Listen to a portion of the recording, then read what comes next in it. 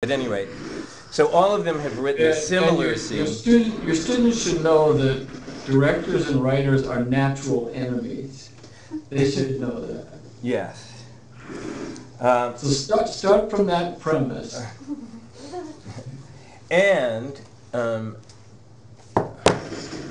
well, you know, as a writer, it might be an interesting thing.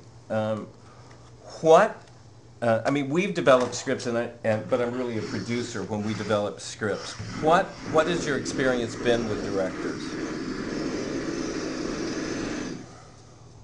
Sorry? What has your experience been with directors? Um, actually, we're gonna go to ask your students a question. Can I do that? Dear. The very last line, Phil's last line.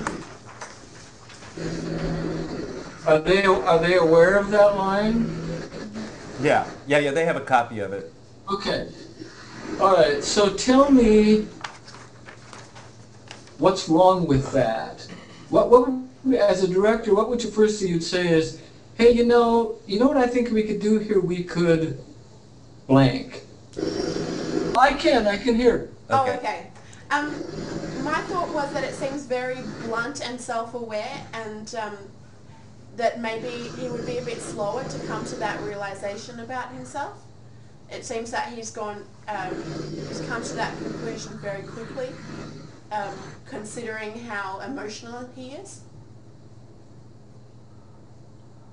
Right. Does that make sense? What I would say for that is, yes, totally. What I would say was that, I mean, I could have put a stage direction in there, but what I would do there is trust the actor and the director to figure out that moment. So I wouldn't normally write a stage direction there because I would trust you guys to realize that he has to come to that realization slowly. And so that feels like more like an actor's beat for me than a writer's beat. That makes sense? Yeah. Okay, the first monologue, the action in the first monologue doesn't have an obstacle because he's borderline dictating it. Right. So it's not as active Sure. as the monologue at the end where he has this obstacle, and the obstacle, of course, is the student who has judged him. Well, his first monologue has a different obstacle in the sense that he's dictating to Virginia, who essentially is a spy in his own home because she loves him, but supports the church so ardently, right?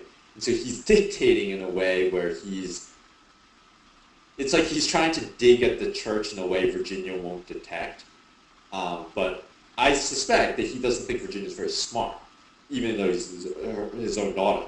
And so he goes pretty far with it, before he pulls back. And then at the end, obviously at that point, then I don't want to say he's inspiring, but he's sort of like bearing out a lot of stuff because he's like, I'm trapped here. Andrea, you're actually the one that's going to go out, and do stuff, and you'll have my manuscript or things like that.